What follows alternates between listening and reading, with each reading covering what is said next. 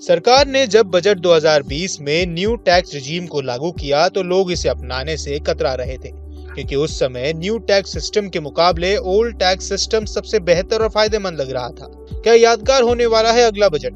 खासकर आयकर के मामले में सरकार कुछ बड़ा करने वाली है। इस सरकार ने कई बार देश को चौंकाया है। इसका बड़ा उदाहरण है वस्तु एवं सेवा कर यानी जीएसटी। मोदी सरकार से पहले भी जीएसटी लागू करने पर चर्चा होती थी। काम मुश्किल था लेकिन कर दिया। अब लोग जीएसटी से पहले देश में जिस तरह की टैक्स व्यवस्था थी उसे भूलने लगे हैं। दरअसल दर्जनों तरह की टैक्स सिस्टम को खत्म कर सरकार ने जीएसटी को लागू किया। भले ही अब भी कुछ लोगों में जीएसटी को लेकर परेशानी है, लेकिन पुराना टैक्स सिस्टम को मोदी सरकार ने झटके में अंत कर दिया था। क्या इसी तरह का कुछ आयकर नियम के साथ भी हो सकता है? इसके कई कारण और संकेत भी मिल रहे हैं। वित्त मंत्री निर्मला सीतारमण ने जुलाई के बजट में 6 महीने के भीतर 6 दशक पुराने आयकर अधिनियम 1961 की व्यापक समीक्षा की घोषणा की थी।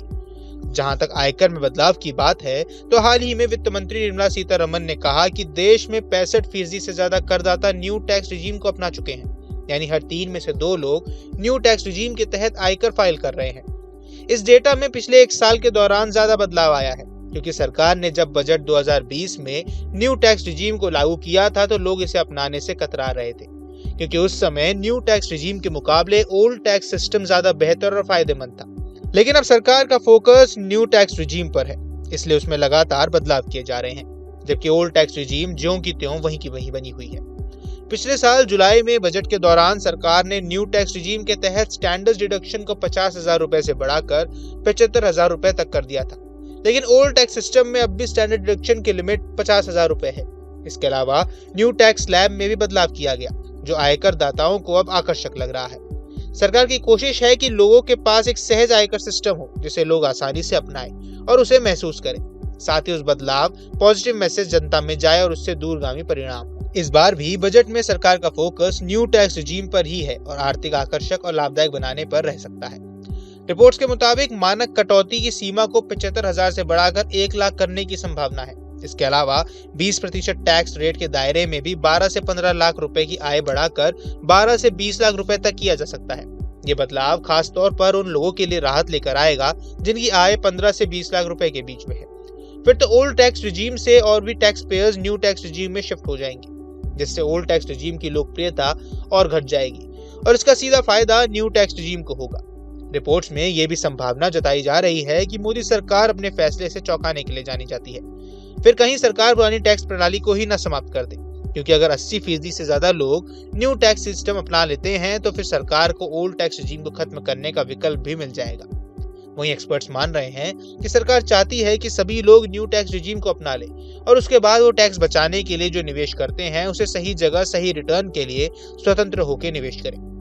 अभी लोग सेविंग कम टैक्स सेविंग पर ज्यादा फोकस करते हैं। ऐसे में सरकार बजट के एक नए फॉर्मूले को पेश कर सकती है जो सर्वमान्य होगा और फिर कुछ वर्षों में ही लोग ओल्ड टैक्स रिजीम या फिर न्यू टैक्स रिजीम को भूल जाएंगे।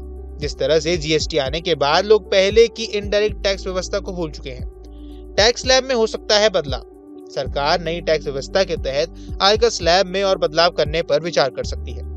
खास तौर पर ऐसी अटकलें हैं कि 30% टैक्स रेट 20 लाख से अधिक इनकम लेवल पर ही लागू किया जा सकता है। वही आपको बता दें कि सूत्रों के मुताबिक खबर यह भी है कि नया आयकर कानून को बजट सत्र के दौरान संसद में पेश किया जा सकता है।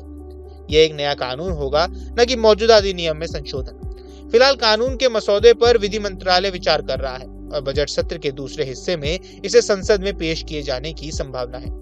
दरअसल इसका मकसद मौजूदा इनकम टैक्स एक्ट 1961 को आसान, स्पष्ट और समझने योग्य बनाता है। तो ये जानते हैं कि नए आयकर कानून में आखिर क्या क्या बदलाव संभव है। कानून को आसान भाषा में लिखा जाने वाला है ताकि आम लोग इसे आसानी से समझ सकें। अनावश्यक और अप्रचलित प्रावधानों को इसमें से हटाया जा सकता है। वहीं कर विवादों यानी टैक्स लिटिगेशन को कम किया जा सकता है। टैक्स पेयर्स के लिए अनुपालन और आसान बनाया जा सकता है और इसके लिए इन सुधारों के लिए आयकर विभाग को जनता और उद्योग जगत से 6500 सुझाव प्राप्त किए गए हैं। और मतलब है कि मौजूदा समय में ओल्ड टैक्स रिजीम के तहत 10 लाख से ज्यादा की आय पर 30% आयकर की व्यवस्था है, जबकि न्यू टैक्स रिजीम में 15 लाख से ज्यादा की आय पर 30% आयकर की व्यवस्था है। अब कहा जा रहा है कि न्यू टैक्स रिजीम में 15 लाख से बढ़कर 20 लाख से ऊपर की आय पर 30% टैक्स स्लैब को फिट किया जा सकता है। अगर 20 लाख से ऊपर की आय पर 30% आयकर वसूला जाता है तो फिर लोगों के पास टैक्स के पैसे बचेंगे, जिसे वो खर्च करेंगे और इससे सिस्टम की डिमांड बढ़ेगी, जिससे इकोनॉमी को भी बल मिलेगा। इसके अलावा अगर सरकार नियमों में बदलाव नहीं करती है तो फिर चर्चा यह भी है कि इस बार सेक्शन 80C के तहत कटौती की लिमिट भी बढ़ाई जा सकती है। मौजूदा समय में सेक्शन 80C के तहत कटौती की अधिनियम सीमा 1.5 लाख रुपए है। हालांकि महंगाई और टैक्स पेयर्स पर बढ़ते वित्तीय दबाव के कारण एक्सपर्ट सरकार से इस लिमिट को बढ़ाने की मांग कर रहे हैं। इसे बढ़ाकर कम से कम 2 लाख रुपए सालाना किया जा सकता है। बाकी इस पूरे मुद्दे पर आपकी क्या राय है, हमें कमेंट बॉक्स पर जरूर बताएं। देश दुनिया की तमाम खबरों के लिए न्यूज स्टेट के चैनल को सब्सक्राइब करना न भूलें। न्यूज नेशन अब व्हाट्सएप पर खबरों के ताजा अपडेट के लिए न्यूज नेशन के इस QR कोड को स्कैन करें।